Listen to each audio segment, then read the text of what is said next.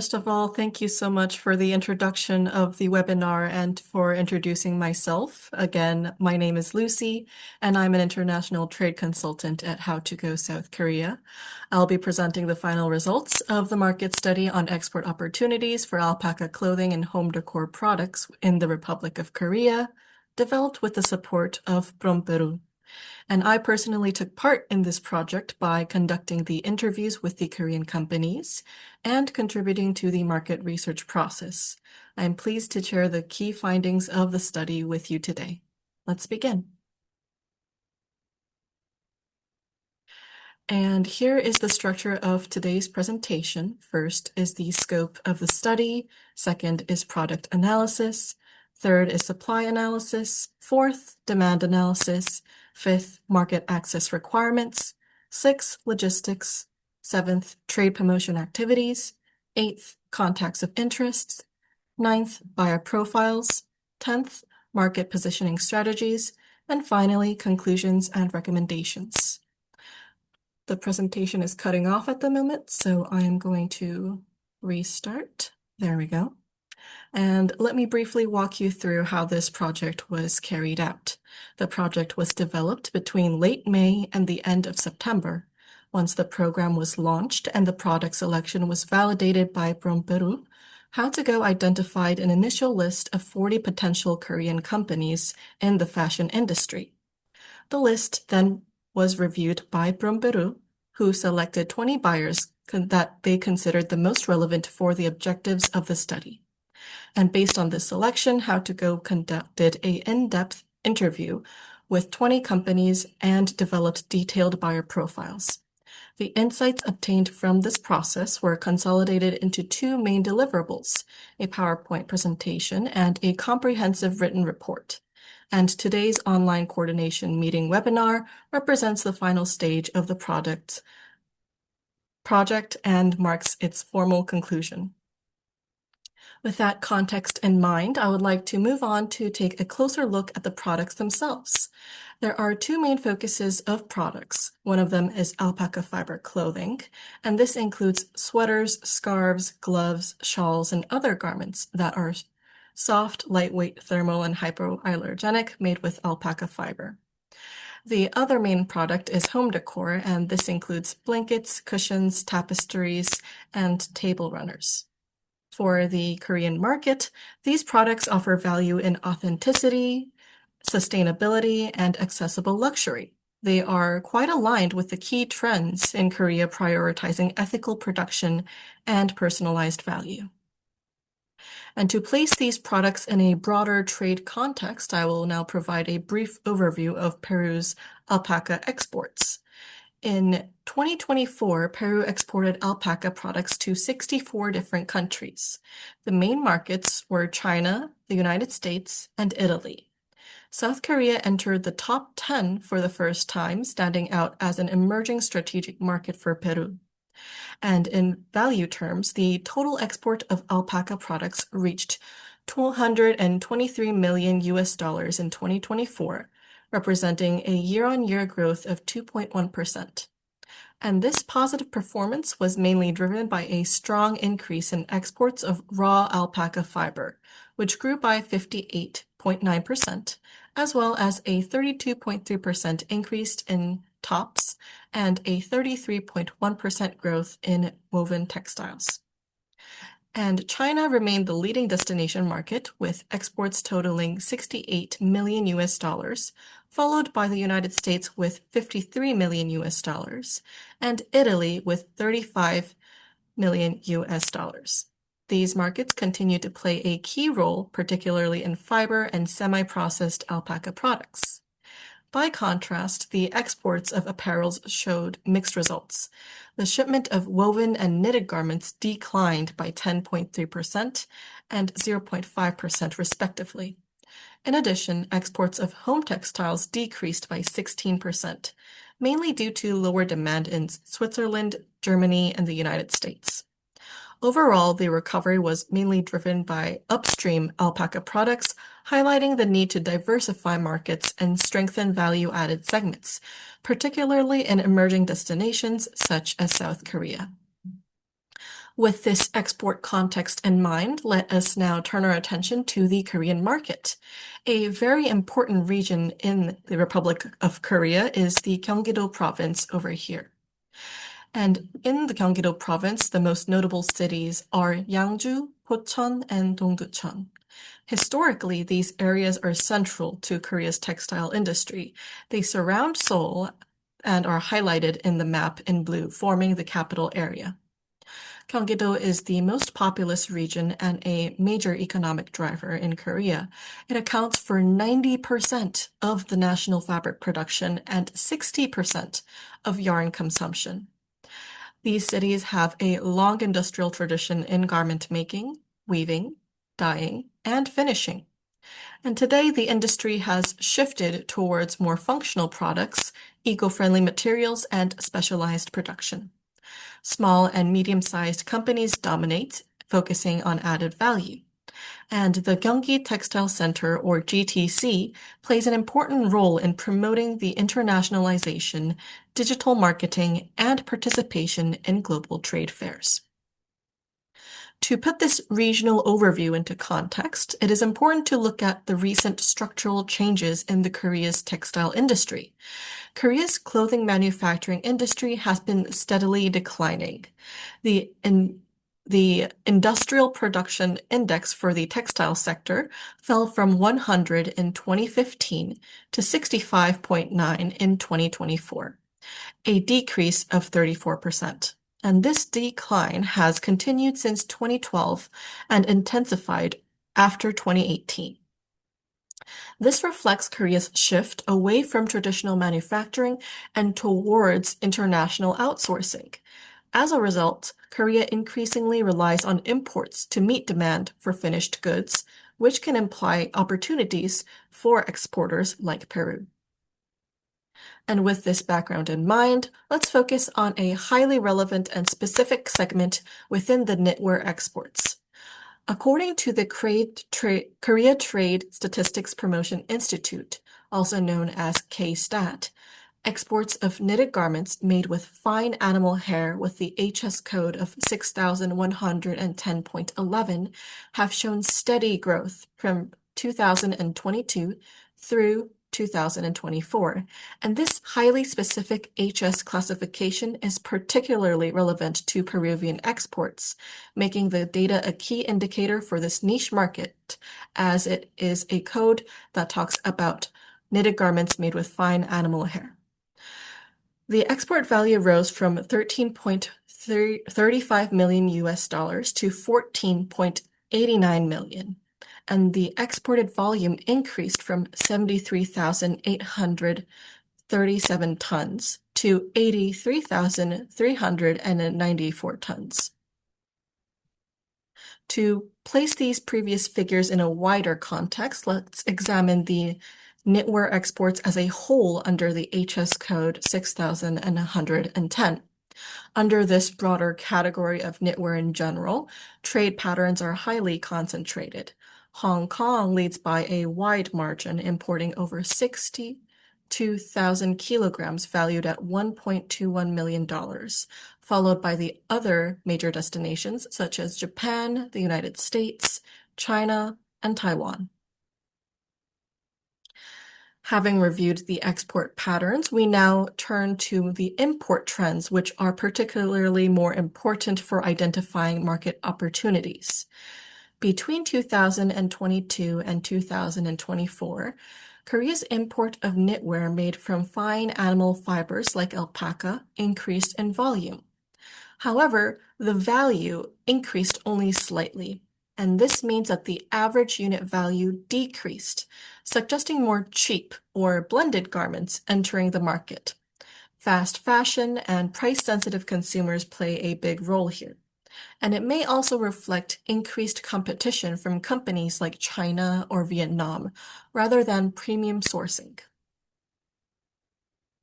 And to further understand Korea's sourcing structure, let's look at the ranking of import origins and their positioning in terms of volume and value. According to the Korea Trade Association, Peru ranked 28th among exporters to Korea with $2.1 million. and the market is dominated by China, followed by Vietnam, then Italy, Bangladesh, Portugal, and Japan. And while exporting smaller volumes, countries like Italy, Japan, and Portugal achieve exceptionally high unit values, signifying their established position in supplying the premium garment segment in Korea. And I think this is particularly important for this webinar as this high value segment presents a clear opportunity for Peru to leverage its strength, although its current market share is quite modest. And on the other hand of the spectrum, China, Vietnam, Bangladesh, Myanmar, Indonesia, and Cambodia have very high volumes of exports, but very low value due to the low labor costs and OEM production for Korean brands, especially with cheap and fast fashion garments. Next, it is important to consider the seasonal pattern of imports, which directly affects buyer engagement and production planning. Imports of fine knitwear show clear seasonality. The peak period is July through October, which accounts for about 60% of the annual value, and this aligns with the production timeline for winter collections in Korea. This is important for Peruvian exporters to know that the strategic move is to contact buyers before these months and align production with the seasonal demand window. And this leads us to an observation regarding the trade dynamics between Peru and South Korea. The presented exports and imports table provides fundamental insight to the trade flow for these alpaca-related products. From 2022 to 2024, the trade relationship between the two countries was unidirectional. Peru exported to Korea, while Korea recorded no corresponding exports in these specific categories back to Peru. This demonstrates that Korea serves as a viable destination market for Peruvian products rather than being a direct competitor in this segment. And this leads us to an observation regarding the trade dynamics between Peru and South Korea in the terms of Korean buyers and importers involved in these transactions. In 2024, 32 different Korean importers bought Peruvian clothing and textiles. Sorry, I think there's an issue with the PowerPoint, so I will quickly resume. Right. And so the top 3 buyers were from Mapepe, Lululemon Athletica Korea, and Samsung C&T. They accounted for around 58% of the total imported value. And other buyers included Coach, Patagonia, Ralph Lauren, and Costco. The retail landscape in Korea is dominated by global brands that operate their own stores, and none of these currently represent Peruvian brands necessarily. And since most alpaca-related imports consist of OEM products or materials sourced by these international brands, it clearly indicates that Peruvian brand visibility and market presence in Korea remains underdeveloped. I would like to highlight this point as one of the most important takeaways of today's webinar.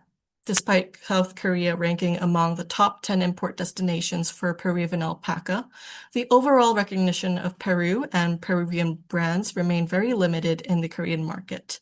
Most Korean consumers are not aware of Peru as the country of origin for alpaca products, and Peruvian brands are largely absent from the retail landscape.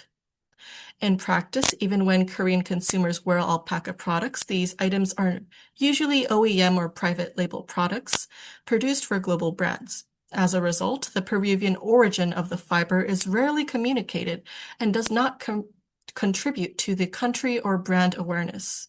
To give a concrete example, the cardigan I am wearing today, actually, for the webinar, is partially made with Peruvian alpaca. However, this information is not indicated on the garment label, as the product itself was manufactured in China. And I was only able to confirm the use of Peruvian alpaca by checking the detailed material specification on the Korean brand's website. Given that Peruvian brand and origin visibility remain underdeveloped in Korea, this gap should be kept in mind as an important long-term consideration for Peru's market strategy. Moving on, we will now compare Korea's key international suppliers of fine animal fiber knitwear.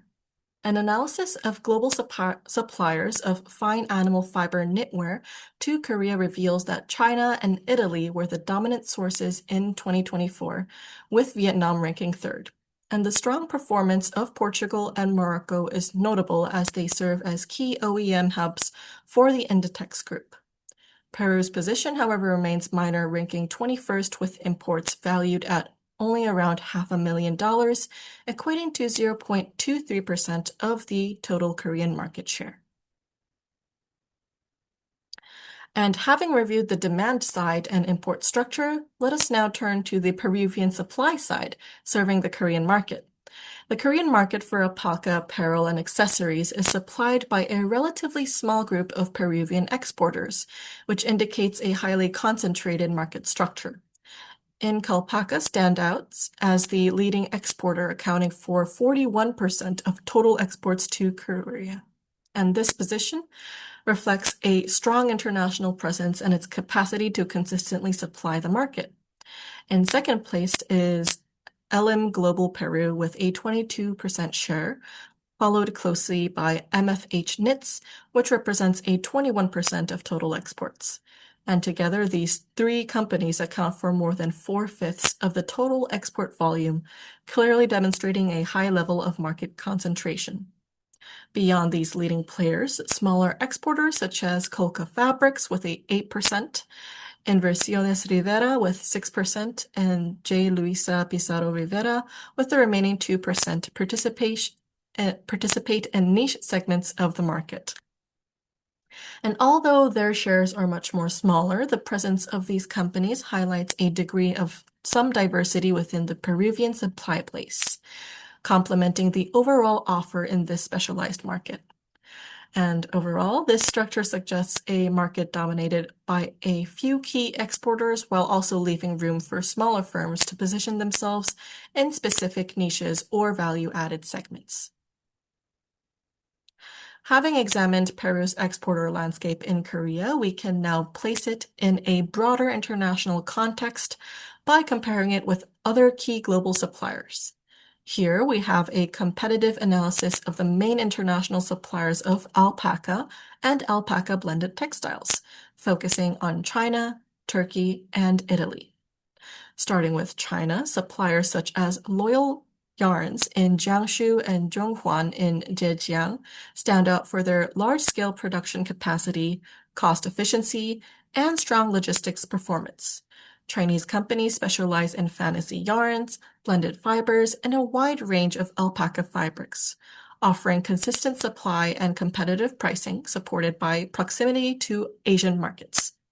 In the case of Turkey, companies like Saler Holdings in Istanbul and Kahan Textile in Bursa operate as a vertically integrated textile group. They combine flexibility, high production volumes, and the ability to produce alpaca blended fabrics with a strong presence in international markets, particularly in the United States. And they have a solid reputation for customer service.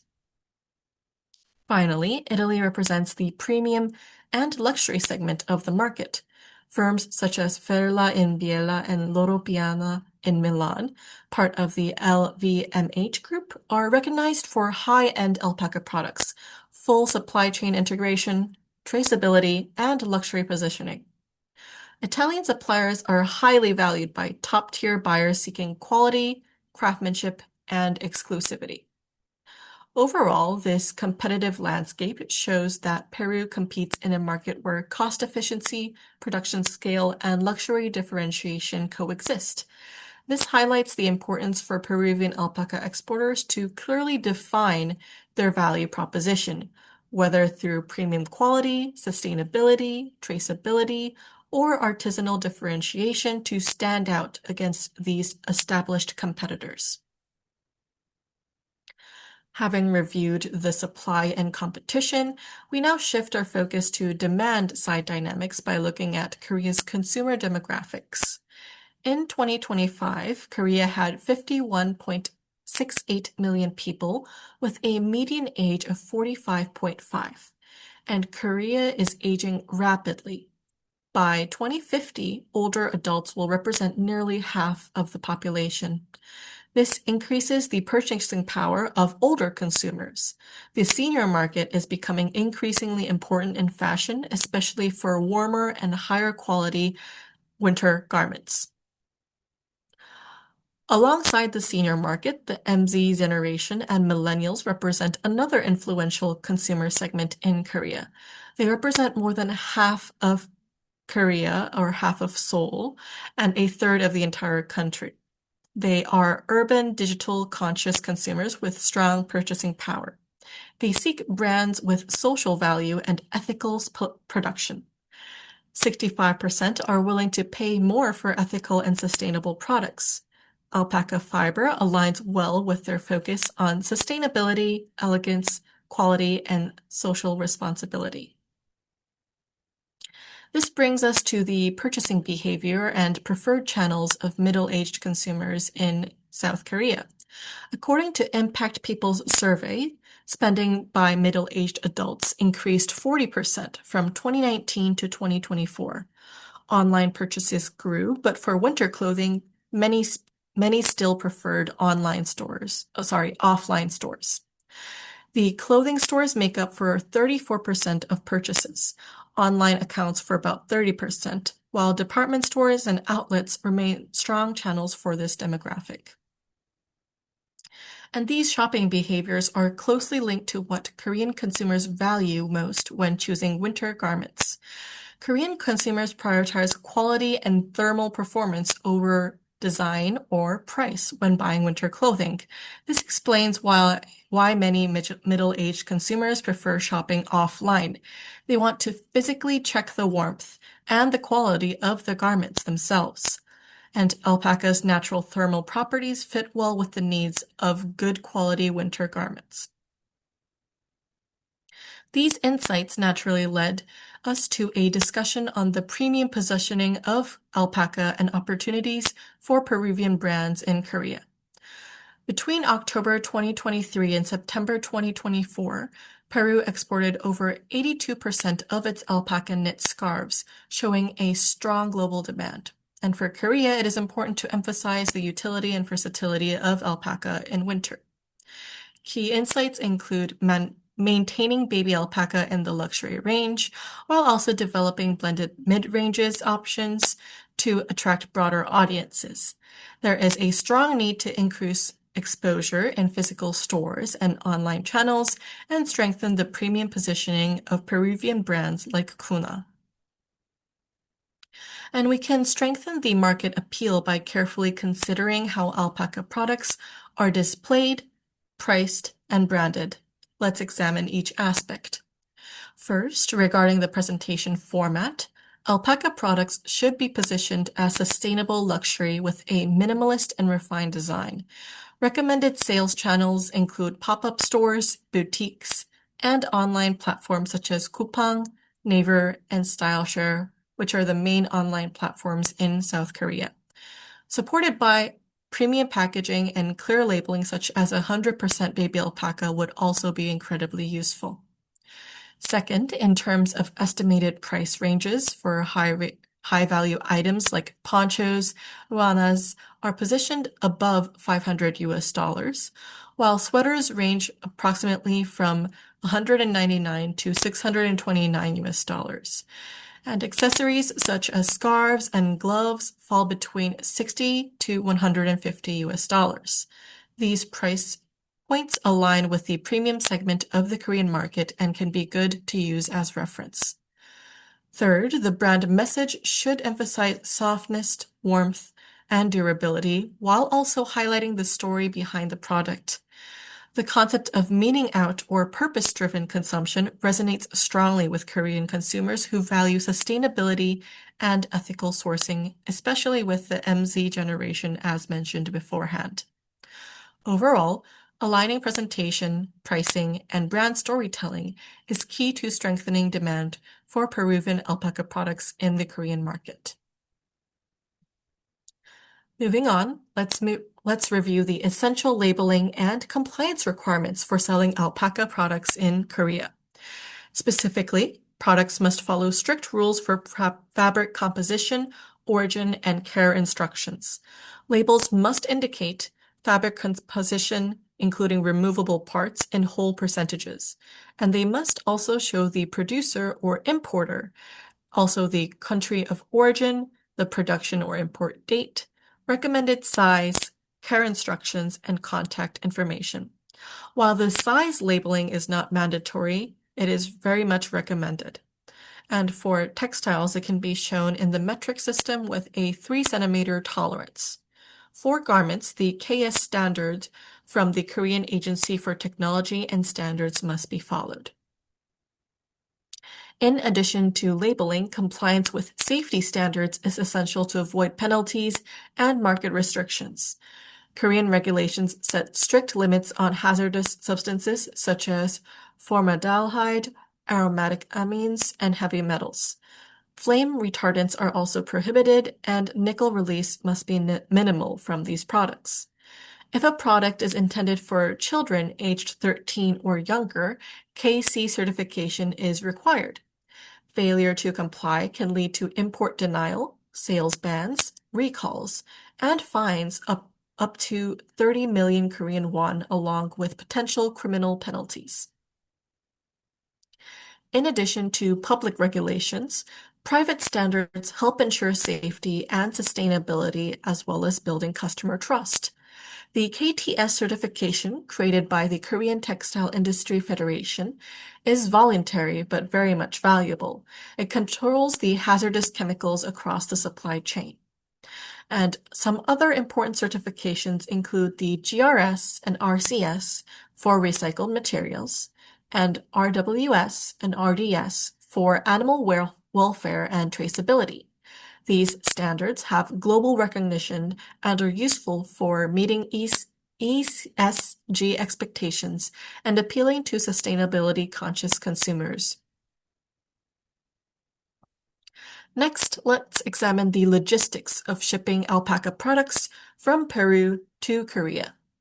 Peruvian products must arrive at sea. The route and journey that connects the port of Callao with the port of Busan takes 28 to 32 days, depending on stops in Shanghai, San Antonio, or Yokohama.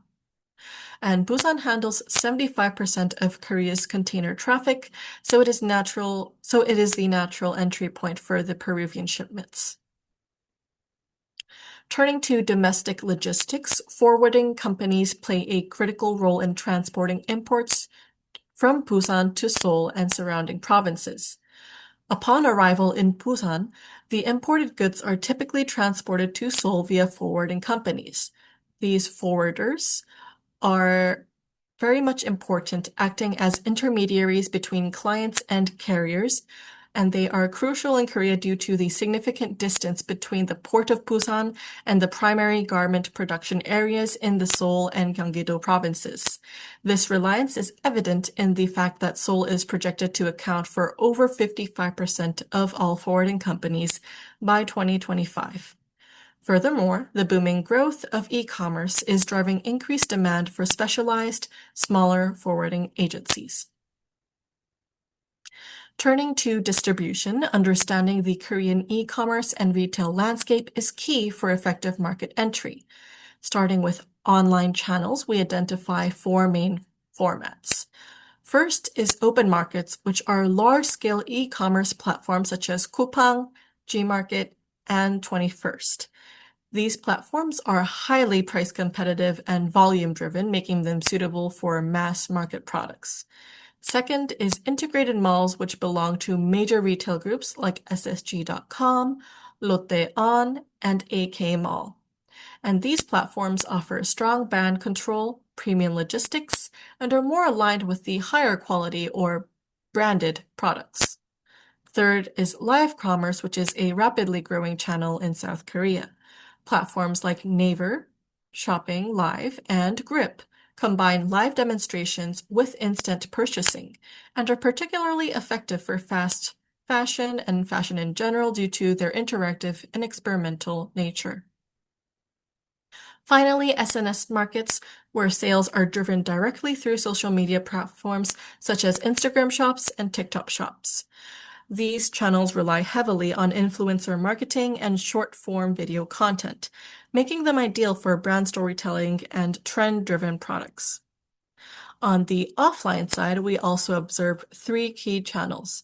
Department stores such as Lotte Shinsegae and Hyundai are premium retail spaces ideal for positioning high-end and luxury textile products. Outlets focus on excess inventory and off-season collections at discounted prices while still maintaining good brand image. Lastly, road shops or street-level stores located in key commercial areas are commonly used for fast fashion and trend-based brands. Overall, the Korean market offers a highly diversified and sophisticated distribution structure where the choice of channel should be closely aligned with the product's positioning, the price level, and brand strategy. Next, let's take a look at the Korean market and consumer environment. South Korea's GDP per capita reached $36,024 in 2024. This shows that it is a high income and high consumption market with a strong retail ecosystem that blends offline and online channels.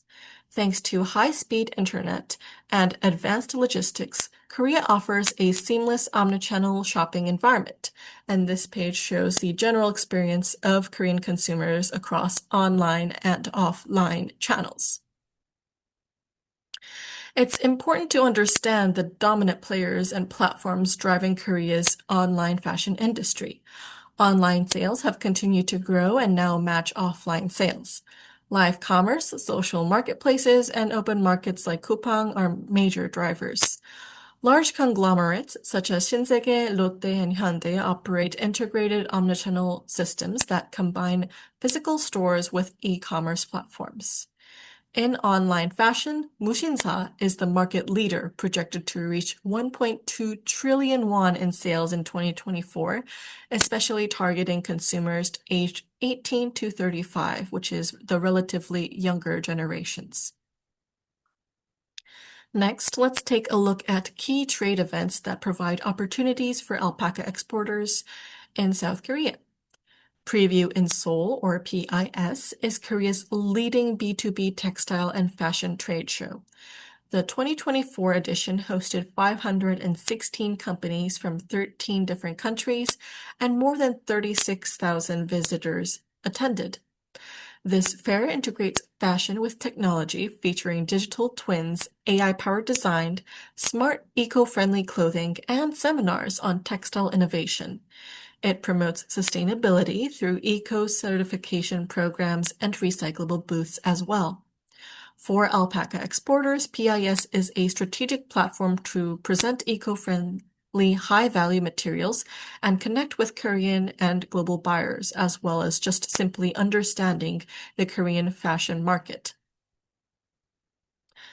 Now we look at a major platform where home and interior products, including alpaca textiles, can reach Korean buyers.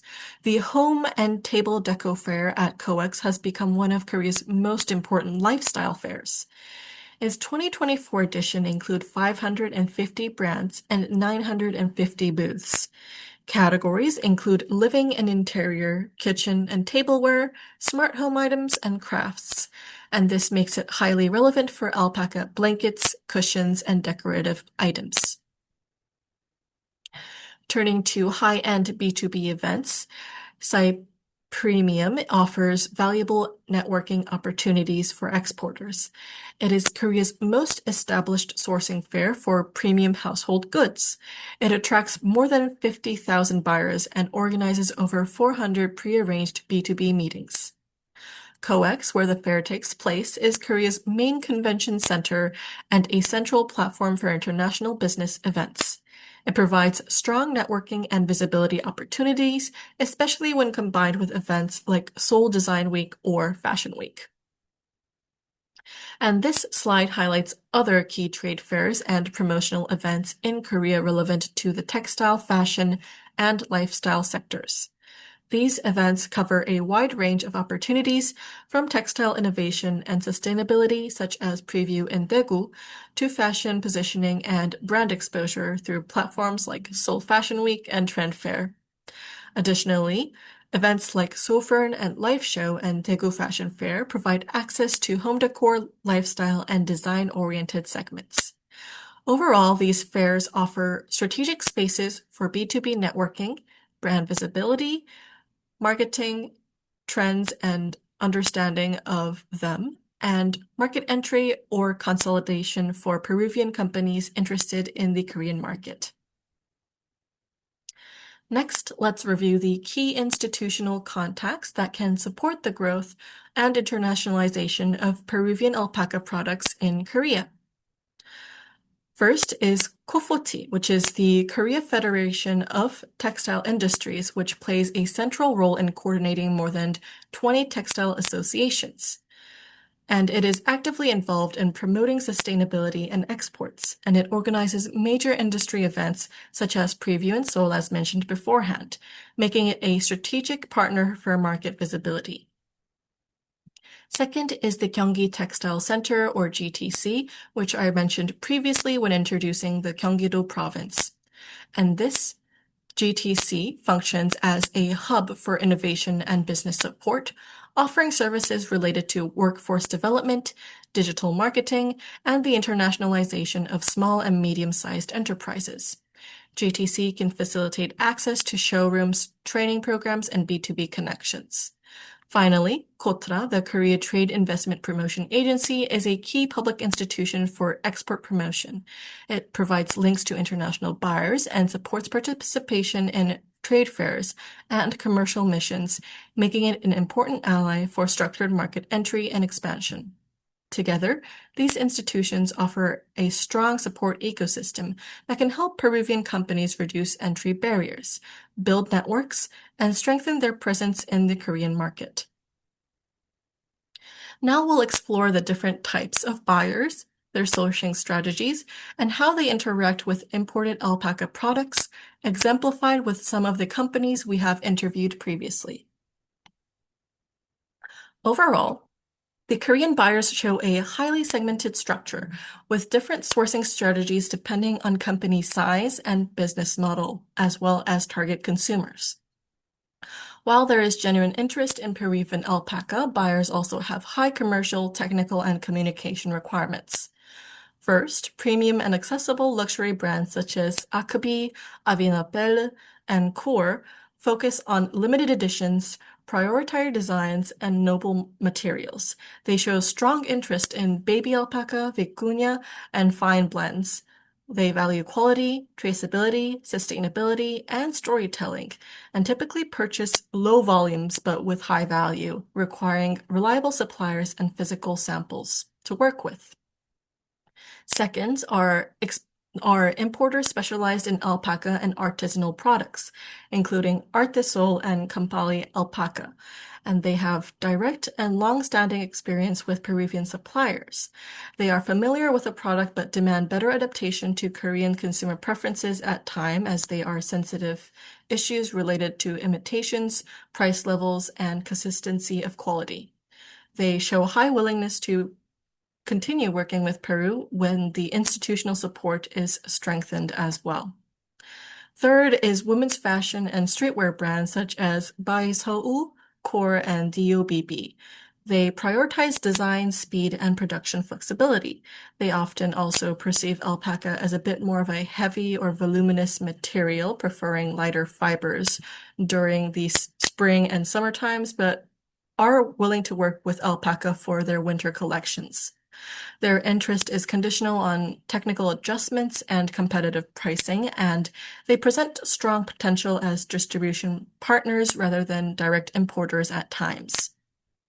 And finally, large groups and consolidated retailers such as Taeyeon Inside operate with large volumes and diversified supply chains, currently sourcing mainly from Asia. Their interest in Peru is medium to long, medium to long term and depends on the ability to ensure scale, continuity, and international certifications. Across all segments, the buyers show quite high appreciation for the quality of Peruvian alpaca, especially baby alpaca and vicuña. And there is a clear need for a tangible experience such as physical samples, showrooms, and swatches. Importantly, Korea is not a volume-driven market, but a value and positioning-driven one, with strong interest in sustainability, animal welfare, and certified supply chains, as exemplified from these companies' preferences. Next, we can explore the strategies for positioning Peruvian alpaca to appeal to Korean consumers. Positioning alpaca in the international market requires combining artisanal tradition with sustainable luxury, while overcoming country of origin bias and connecting with consumers who value quality, design, and responsible production. From a brand positioning perspective, alpaca should be presented as a premium fiber with heritage compared to cashmere, and it is important to highlight its quality, artisanal origin, and sustainability, as well as to increase visibility through participation in international trade fairs and strategic collaborations. And in terms of overcoming biases and leveraging synergies, alignment with global trends such as traceability, digitalization, and green textiles is essential. And the use of B2B hubs and regional offices, together with stronger bilateral partnerships, can help facilitate market entry and reinforce institutional presence. Finally, regarding promotion and distribution, this strategy should focus on launching limited collections through department stores and boutiques, ensuring the key presence in marketplaces in places such as W Concept and Mushinsa, collaborating with micro-influencers in sustainable fashion, and exploring co-branding opportunities with established brands. Overall, a coherent positioning strategy supported by the right partners and channels is key to strengthening the value proposition of Peruvian alpaca in the targeted market. Now we are near the end of today's presentation, and we will examine the qualitative findings from the Korean market interviews that highlight interest, accessibility, and product and preferences. How to Go conducted in-depth interviews with Korean buyers between July and September. And despite challenges in coordinating meetings such as vacation periods and demanding schedules and limited interest initially, the interviews provided highly valuable qualitative insights that complement the market study. The first point is interest versus accessibility. There is a strong interest in the Peruvian products. However, geographic distance and language barriers make it difficult to access reliable suppliers directly. This was the most common feedback we have received in the interviews. Alpaca is a great product, and so those in the fashion industry are interested in it. However, they lack access to relevant information and to Peru in general. The second is tangible experience. This point is repeated often in this presentation because it is very much important. Buyers need to see and touch physical samples before making decisions, as some perceive alpaca to be coarse at times when used in items such as scarves or apparel, especially in comparison to cashmere. And this point was again repeatedly emphasized during the interviews and emerged as one of the most consistent findings across buyer segments as well as in the market studies. Lastly is adapted marketing. Korean consumers value sustainability and ethical sourcing. They prefer lightweight and refined fibers, which requires adjusting both the marketing message and the product offering. Based on the interview findings, particularly the strong demand for physical product interaction, we recommend the following approach as our conclusion. It is recommended to establish a showroom in Korea dedicated to alpaca garments and accessories, allowing buyers to experience Peruvian products firsthand. This initiative would help reduce barriers related to distance and limited awareness as well as language, while building trust and positioning Peru as a credible sourcing destination for premium fashion. A successful reference is the Gyeonggi-do Textile Marketing Center, or the GTC model, which combines international showrooms with trade promotional activities. These spaces not only showcase products but also function as interaction hubs where local buyers can receive samples, meet manufacturers, and establish long-term business relationships. Adopting a similar strategy would provide PromPerú with the opportunity to increase the visibility of alpaca and communicate its value of sustainability and artisanal quality. Over time, this showroom could become a bridge for direct sourcing trips to Peru and serve as a platform to strengthen participation in key trade fairs such as Preview in Seoul, facilitating connections with high-potential buyers and consolidating the Peru's presence in the Korean market. In summary, by reducing distance barriers and strengthening local connections, Peru could build a lasting and differentiated market presence in South Korea in long term. And this concludes the presentation